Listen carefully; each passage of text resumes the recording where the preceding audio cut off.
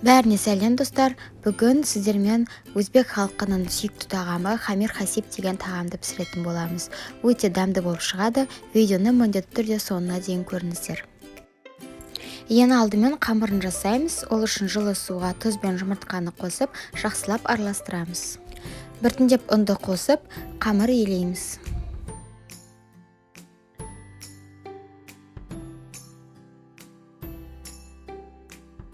Қамырымыз дайын болды.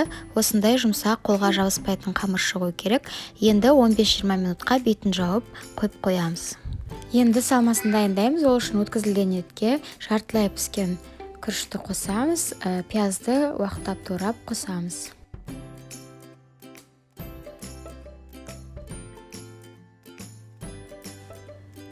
Енді тұз, қара бұрыш, паприка, зерені қосып, барлығын жақсылап араластырамыз. Дәмдеткішті өзіңіздің қалауыңызша қосуыңызға болады. Аздап су қосып араластырамыз. Міне осымен салмамыз дайын болды. Енді қамырымызды 4 бөлікке бөліп, барлығын жіңішке етіп жайып шығамыз.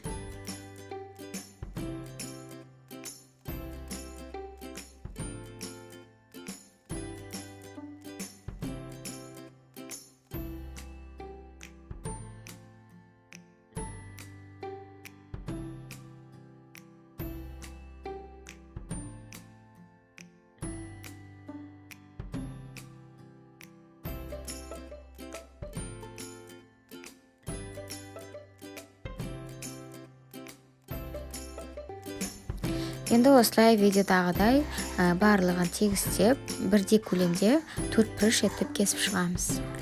Ондай қатты үлкен де емес, кішкентай да істемеңіздер, осындай орташа көлемде кесеміз.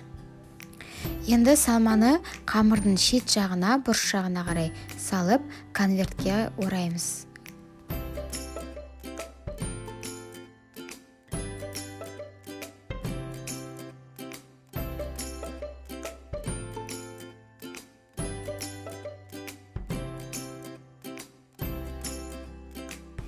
Енді мантаварканы сұйық маймен майлап, осы мантаваркаде 40-45 минуттай пісіреміз. Мінеки тағамымыз пісті. Дастарханға осылай әдемілік үшін өзіңіздің қалауыңызша соусты қойып, осылай әдемілеп салып қойсаңыздар болады. Хамир хасиб тағамы өте дәмді болып шығады. Осы рецептпен пісіріп көруге кеңес беремін. Ұнаса лайк басып, маған тіркеліп кетуді ұмытпаңыздар. Сау болыңыздар.